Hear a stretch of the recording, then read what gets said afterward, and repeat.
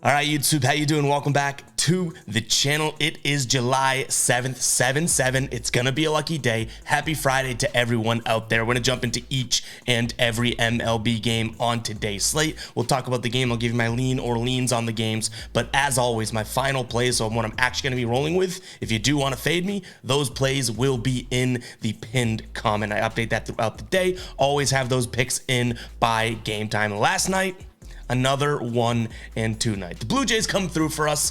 The Diamondbacks, they're like snakes in the grass.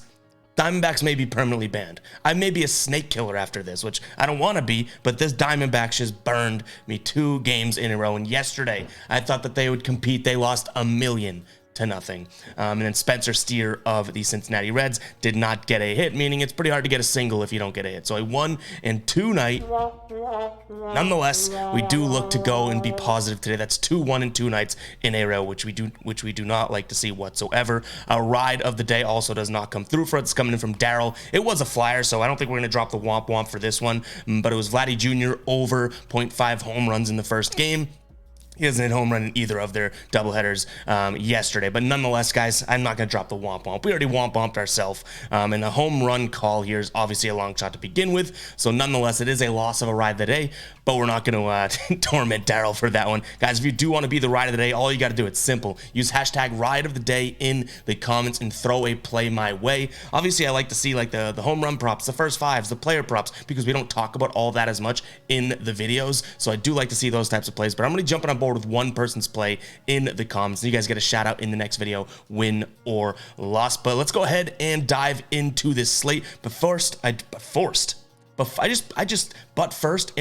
I just combined. But forced, guys, hit that subscribe button, hit that like button as well. We are gaining subscribers like crazy as of right now. We hit 25,000, a couple weeks ago, and all of a sudden we're at almost 25.5, which is just bonkers to me. But go ahead, hit that subscribe button, hit that like button as well. First game on today's slate is Miami taking on Philadelphia. Miami, in their last 10 games, they're 6-4. They take 3 of 4 against St. Louis, and they pounded St. Louis in their last series. And Philadelphia sweeping the Rays, which says something. This Phillies team is hot, and I do look at the Phillies in today's game at -125 over on FanDuel on the money line as my first lean. Sandy Alcantara's on the mound for Miami, and though he's a good pitcher, obviously he's had a really tough year. 4.93 ERA, 3-7 record with a 1.25 whip on the year. Zach Wheeler on the mound for the Phillies. He's got a 4.03 ERA with a 7-4 record and a 1.19 whip. Now, the Phillies bat righties really well, all right? They're averaging almost 5 runs per 9 against righties with a 260 average. That's decent. But what I really do like is that the fact that Sandy Alcantara, last time he played the Phillies, he went out there and he had himself a game. 4 innings pitched, 10 hits, 9 earned runs, only 4 strikeouts here, let up a home run. You got to look at that and say, okay, well, Sandy Alcantara, I can't back him so far this season, not really trustworthy to back anyways, but then against this Phillies team, he already has a game this season, which was a couple months ago, in which he absolutely stunk. So I'm going to lean towards the Phillies on the money line. And then we have a total of 7.5 runs, though I'm saying that, the Phillies, the Sandy Alcantara, is a good pitcher and all that. What I said afterwards holds way more weight. He hasn't been consistent. He's letting up a bunch of runs. And Zach Wheeler, is no stranger to letting up runs either. So, though I think Sandy Alcantara is a good pitcher, I'm fading Alcantara today, which means I'm kind of rolling this right into the over as well. I think there's going to be a lot of runs in this game. All right, next up, we have the Tigers taking on the Blue Jays here. Tigers coming off of taking only 1 against Oakland. It was yesterday. Toronto sweeping the White Sox here. Fado on the mound for the Tigers and Manoah on the mound for the Blue Jays. He's 1-7 with a 6.36 ERA and almost a 2 whip, which is tough. Fado has a 5.5 record with a 5.5 ERA with a 1-3 record and a 0.92 whip here. I think that this is obviously a series in which the Blue Jays take, but this opening game could be the game that the Tigers take. So I'm almost staying away from a money line pick in this game. I know that's kind of annoying and kind of a cop-out, but they have Gosman. The Blue Jays have Gosman going tomorrow and then Bassett going after. It's almost like I'm thinking, Okay, like the Blue Jays, this is the game that they are going to lose if they are going to lose one of these 3 games, I feel like. So do I think the Blue Jays win? Yeah, I think the Blue Jays win, but this is probably the game. If you don't believe the Blue Jays sweep, this is the most likely game that they end up dropping, and that's some just minus 140 and only plus 120 over there for Detroit. Seems like Vegas could be thinking the same thing. So my main lean on this game is going to be under 9 runs here. I think it's going to be a weird one, but I don't love it altogether. Like I said, the next 2 games coming up, way easier to get a vibe for and a feel for because of the pitching. You have 2 wild cards on the mound right now, so I am going to lean towards the under, and that's really strictly my only true lean on the game.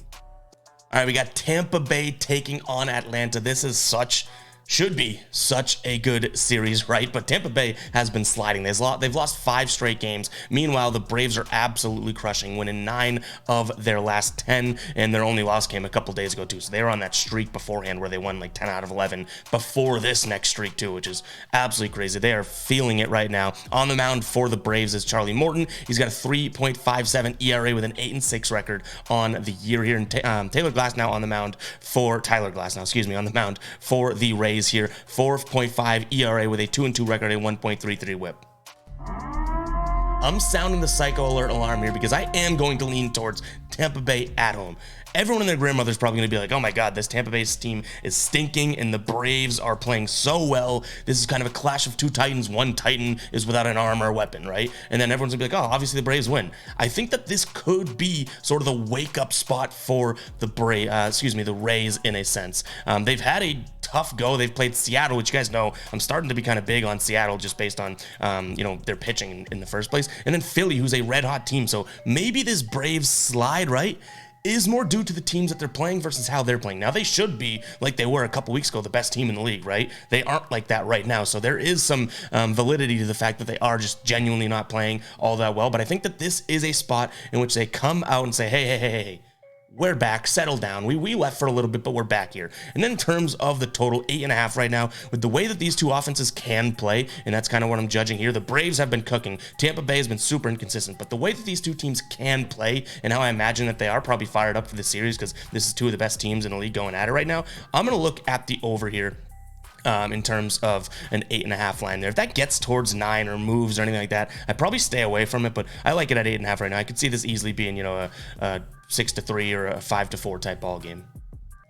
All right, guys, if you've not signed up for Sleeper yet, you are seriously missing out. If you like Prize Picks, if you like No House Advantage, or Thrive, or Underdog, all those DFS player prop sites, you should go and check out Sleeper. It's fairly similar to those, but the one distinguishing factor that I love about Sleeper is the fact that each and every square that you can see on there and throw into your slips has its own multiplier, so it doesn't follow the normal payout structure. Each and every slip you put together has its own multiplier, so, for a 2-for-2 type of thing, which on normal apps you'd get paid out 3 times. Sleeper, if you put the right picks together, those 2-for-2, you can go and win like a 3.9 times over on a 2-for-2, and you can win up to 100 times over there as a maximum payout, which definitely cannot do on other sites. You can put up to 8 guys, I think it is 8 guys on the Sleeper slip. Go check it out, guys. That link is in the description. I'll also put it in the pinned comment. Download it on your phone. I've been loving this as of late, and obviously I talk about it in almost every one of my short form player prop videos, right? Whether it's on Instagram Reels or TikTok, we are talking about Sleeper as of late because it's just the most fun to me as of right now. And look, I matched the ad. Now you gotta sign up. We got the lights, we got the shirt. Pfft.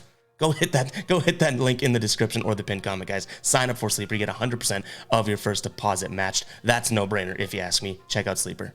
All right, Yankees taking on the Cubs here. Yankees coming off a series in which they didn't look all that good to close it. I kind of predicted that series perfectly. I wish you capitalized on it more with final plays. But the Yankees win the first 2 games of that series, and then obviously Baltimore goes out there and wins the next 2 here. The Cubs are coming off of taking 2 of 4 against Milwaukee. So we have 2 teams that split their 4-game series as of late. This one's tough for me. I don't love the pitcher that the Yankees are trotting out. I don't know much about him whatsoever. Carlos Rodon.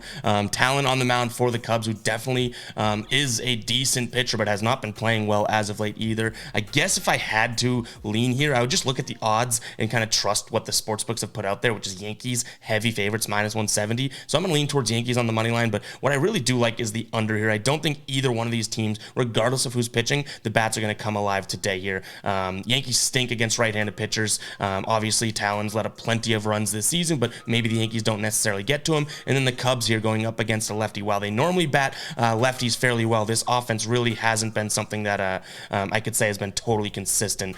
Yes, they had one good series now. I don't want to put too much weight into that Milwaukee series because prior to that they were scoring 1 run, 0 runs, 1 run, 5 runs, 1 runs against Philly and Cleveland and whatnot. So I don't want to put too much weight into this Cubs offense after one series. So I'm going to lean towards the under, but you can probably tell by the way I'm talking about it. Don't really love this game altogether. Probably won't have anything that makes it into the final place.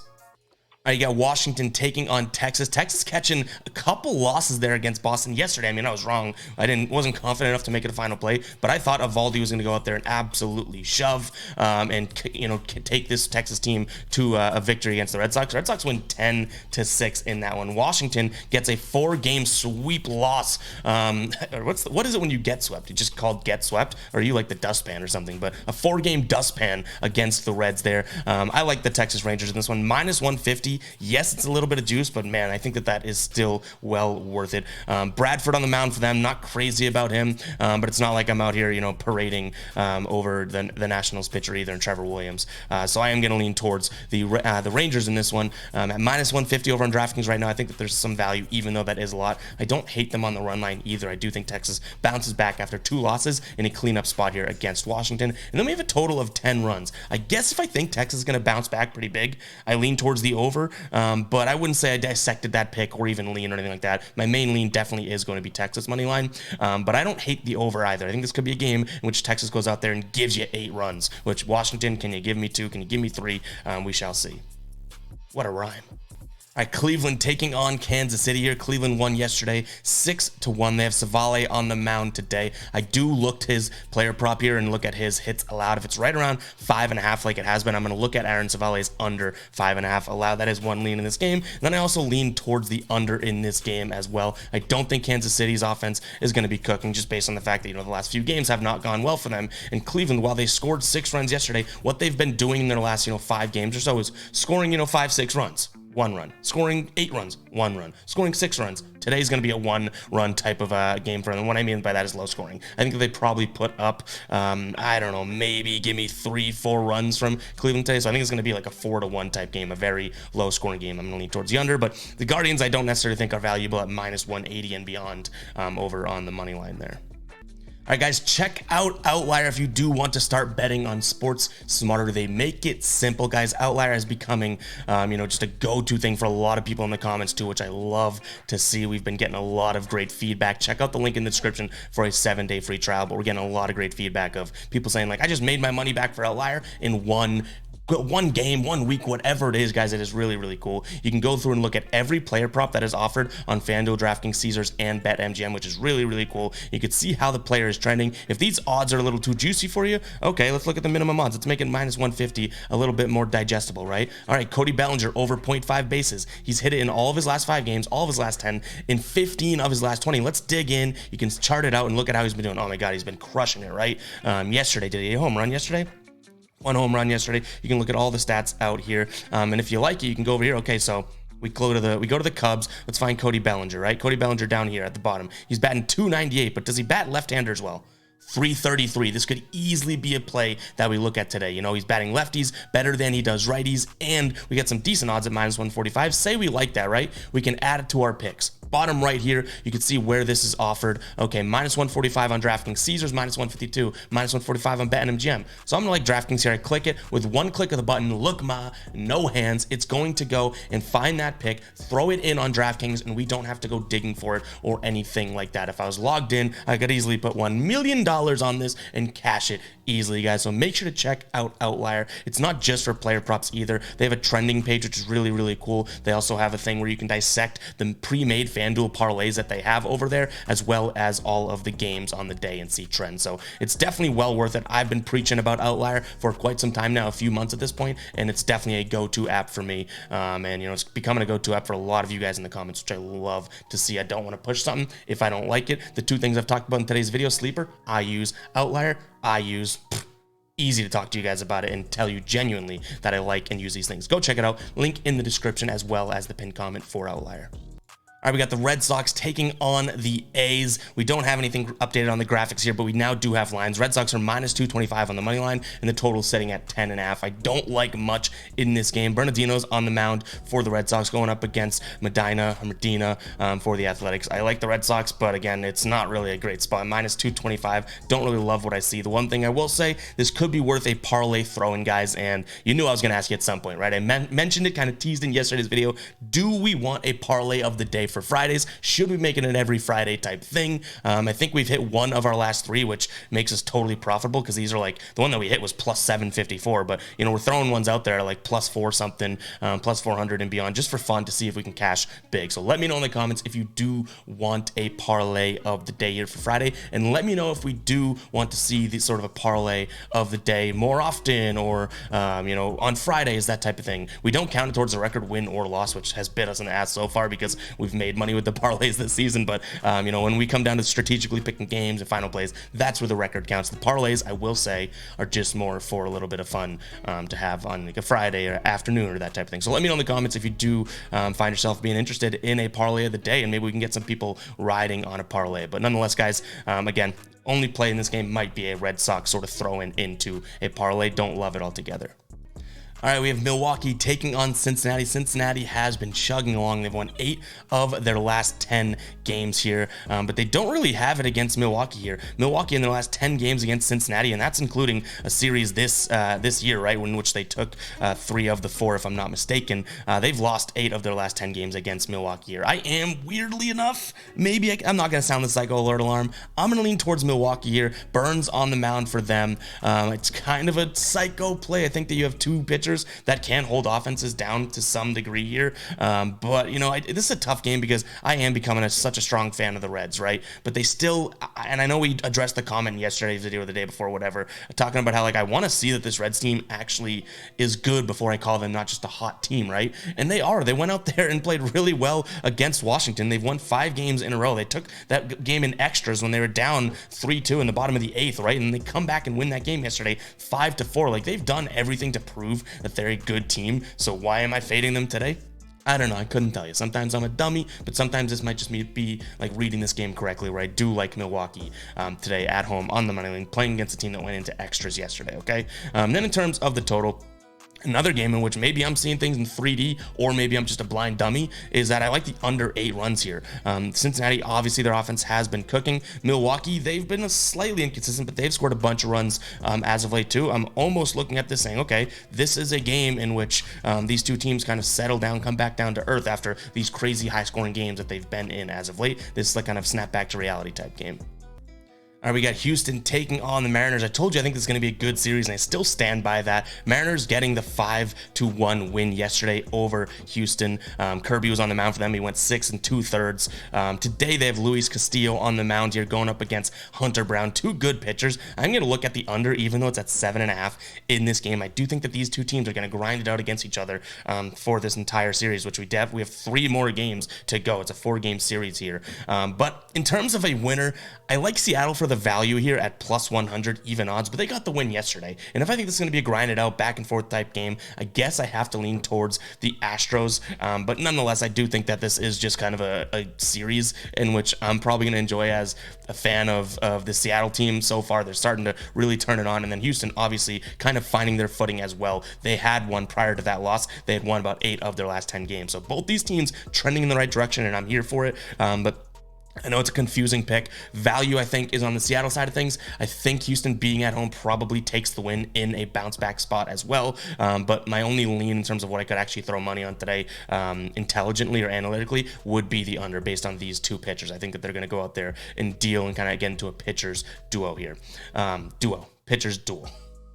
All right, before the next game, I do want to throw a question out to the comment section here. If you could build the best baseball player, right? So you have their bat, you have their speed, offensive. We'll stick to pitcher another day, right? But you have the bat, so hitting ability, you have the speed, and then you have their fielding ability, whether it's arm or, being able to grab web jams, the glove type of things. Who would you build? Who would you put together? Would you have Aaron Judge's bat with, Vladimir Guerrero's arm or something like that type of thing? So we want bat, fielding ability, and speed /arm. Just let me know know how you would build the best baseball player, most complete baseball player in the comments. We'll see how that does. I want to start throwing questions your way because I read every single comment and I do enjoy reading comments and throwing questions out here. Let me know if you kind of like that idea as well, if we could kind of do some fun things on the day-to-day to spice things up. But nonetheless, guys, let's get into this game. We have Minnesota taking on Baltimore here, and I'm just looking at this from a strict pitcher matchup here. You have Bailey Ober going up against Cole Irvin, who Cole Irvin, as we know, just isn't it, guys. And I cannot back Baltimore. I like this Baltimore team. I just can't seem to back them when he is on the mound here. Even though I think they've been winning when he pitches, which is just kind of crazy to me, to be honest, but nonetheless, I just don't really like him. I think he pitched last time they played the Twins. I wish I had that in the notes. I do not, but nonetheless, I lean towards Minnesota in this one. I'm going to trust the pitchers. I expect this to be a low-ish scoring game as well, so the Twins can probably pull this one out 4-2, 3-1, that type of thing. But yeah, in terms of that, obviously, given my score prediction, I also lean towards the under 8.5 as well, unless Cole Irvin just goes out there and stinks and the Twins put up a big spot on them. All right, moving on, we got the White Sox taking on the Cardinals. Dylan Cease on the mound for the White Sox. Montgomery's on the mound for the Cardinals here. Cease, obviously, I like the guy. Talk about him plenty in the videos here, but just hasn't really had the best of seasons, but I do trust him at least today. They've won, plenty when he's on the mound today. They've lost plenty. It's kind of an up-in-the-air type spot for him, which stinks because he doesn't get all that much run support when he does go out there and pitch a decent game and then ends up losing like 3-1 in that game. But nonetheless, guys, I'm still going to trust him as the better pitcher, even though he hasn't really been performing like it. But both these teams are kind of going in the wrong direction as of right now. So a little weary about making a final play on this game here. And then in terms of a total, I am going to look at the under in this one, 8.5. Like I said, I'm kind of putting my faith in Dylan Cease. It's probably dumb to do, but I'm going to do that. Again, this is a game, you usually tell by my voice if I like this series, if I like this game, not necessarily so much. I'm probably going to look at, giving spoilers about what's upcoming. I'm probably going to look at the Cardinals for the rest of the series, but nonetheless, right now, I'm going to trust Dylan Cease of the White Sox. The Snakes in the Grass taking on the Pittsburgh Pirates. You have Pittsburgh at plus 175. I'm taking them. Screw you, Arizona. I don't care if Zach Gallen's on the mound. I'm trusting Rich Hill today, which is probably crazy, but this is a revenge spot, and I think the Pirates are going to come through for me today, all right? I can't stand this Arizona team after those 2 losses. I cannot stand it, so I'm leaning towards the Pirates here for some big money. Is that the way to bet? No. I'm betting with my big old gut here, not my head, but nonetheless, Pirates all day long. Give me it. Then in terms of the total 8.5 runs, I'm probably going to look at the under. I don't think that this is going to be a huge game here, but give me the Pirates plus 175. Yes, this is a stupid lean, but you know what? The Diamondbacks are a stupid team. All right, San Diego taking on the Mets. Don't look now, but the Mets have won 5 straight games. But San Diego's also won 4 of their last 5 here. The Mets took 2 of 3 against San Francisco and then swept the Snakes in the Grass that we just talked about here. San Diego took 3 straight against the Angels there and really kind of just like controlled that series all together here. They played back in April of this year, and the Mets got 2 of 3 in this series. But I'm going to kind of flip this. I'm going to look at this from a home team perspective, and I think the Padres at home is going to be the play here with Yu Darvish on the mound. Verlander is pitching for the Mets. He started to look better, I guess we could say that, but still not looking like his old self at all. I'm leaning towards Yu Darvish and the Padres here on the money line at minus 125. And then we have total at 8. This says 7.5 on the graphic. It has moved up to 8. I liked it at 7.5 because I do like the over. Too bad it's now at 8. Might want to stick away from it because I could see this being like a 5-3 game, which would land us on the number. But nonetheless, I lean slightly towards the over, but obviously, given the fact that it was a better line, I liked it way more at 7.5. All right, LA taking on LA. You have the Dodgers hosting the Angels here. Dodgers in their last 10 against the Angels here are 8-2, and they've won the last 8. Dodgers are minus 175 with Gosselin on the mound today, and that is going to be my lean. I think that they get the win here. The only thing that could keep me off of this is the fact that this Angels team, though I wasn't a believer in the Angels to begin with, Shohei Ohtani was going off and they were winning games, right? They have to come out of this corner or this trench at some point. They have lost 7 of their last 8 games overall, and they're losing to teams like the White Sox, the Diamondbacks, the Padres handled them, right? So at some point they have to kind of come out of their shell, and it could be a game like today, which is the battle of the LAs, not necessarily caring about who's the better team or not. You put these 2 teams on the same field, and they both kind of play similar and grind it out with each other. Even if we look at some of the scores as of late, the last 2 times they played each other, 2-0 win. win for the Dodgers and then 2-0 win for the Dodgers again. So given this year, at least as a sample size, we've seen 2 games in which they've kept it very, very close. So I'm leaning towards Dodgers nonetheless. I also like the under in this one, under 9 runs, because I think that both these teams kind of go into this in a grinded out format. And you have 2 decent pitchers. Canning on the mound for the Angels, he's decent. Gonsolin I do like on the mound for the Dodgers. All right, we don't have lines for this game as of late. It's San Francisco taking on Colorado. I'm going to lean towards San Francisco in the under, regardless of who's pitching. The reason why we don't have the lines is because Colorado doesn't know who's on the mound yet, but we have in their last 10, which obviously dates back a couple of years here. We have San Francisco winning the last 10 games against Colorado and the under hitting 6 of the last 10 games. So I'm going to lean towards San Francisco as well as the under, but kind of want to see where those lines come out before we make those any sort of a final play. That is all I have for you guys today. Hope you guys did enjoy the video. If you did, hit that like button, hit that subscribe button, and we'll catch you guys in the next one. All right, peace out.